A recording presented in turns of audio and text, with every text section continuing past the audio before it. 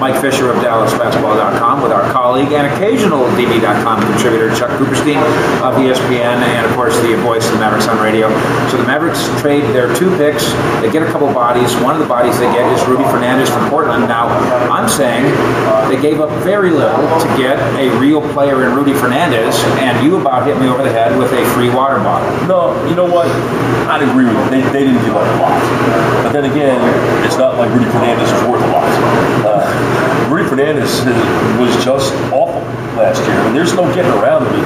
His shooting is not what it was when he came into the NBA. I mean, I think people were really excited and should have been. They go back to the Beijing Olympics and watch that gold medal game and watch Rudy dunking on Dwight Howard. Wow.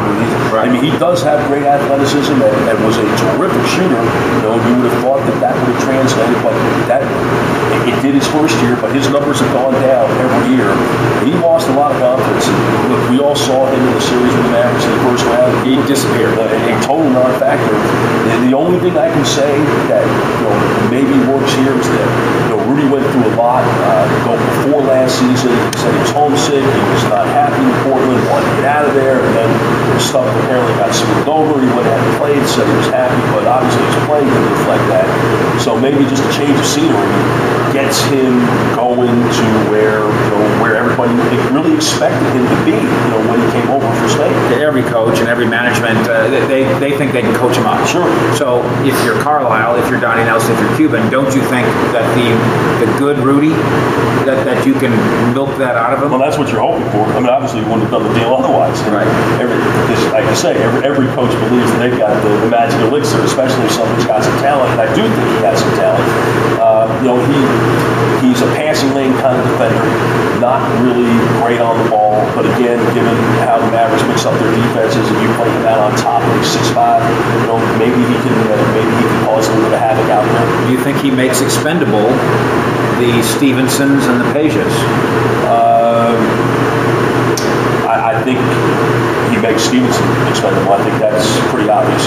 And I think Rudy has 1 year left on his deal. And that's another factor. Yeah. That we always, when we're just talking talent, we often forget how much does he make and how long does he make. Right. Yeah. So I think he's up after next year. So yeah, and from that standpoint, like Deshaun was on a 1 year deal too, and I don't think Rudy's making as much money even as Deshaun was. Okay, and then one more factor: when you do something like this in the Mavericks, it means you passed up on guys who, as Donnie said going into the draft, and as other people in the Mavericks whispered to us going into the draft, from 20 to 40, they think there's a bunch of guys who are potential NBA players. Yeah. So they passed on who at 26 that you wish they would have maybe taken instead of taking Rudy Fernandez. Well, I was looking at this as a draft and stash, and now Mirotic, the kid who wound up in Chicago, was a guy I know that they like a lot.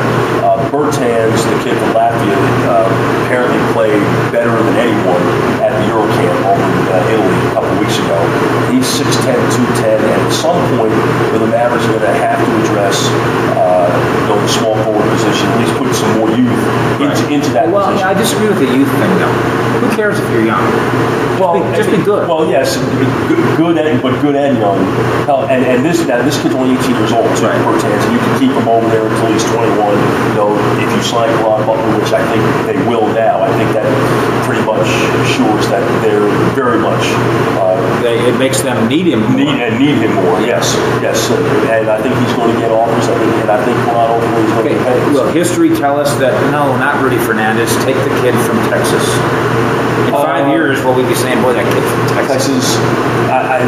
Or is that just a Jeffrey Cooperstein opinion? Well, that's no doubt that's a Jeffrey Cooperstein. Yeah, he's ready to kill me right Your now. son, yes. Who's the biggest Texas ex? He's not even an ex, but he's a future. He's a future, yes, a Texas future. But rattle through the names that they passed on that you wish they would have taken a harder look at.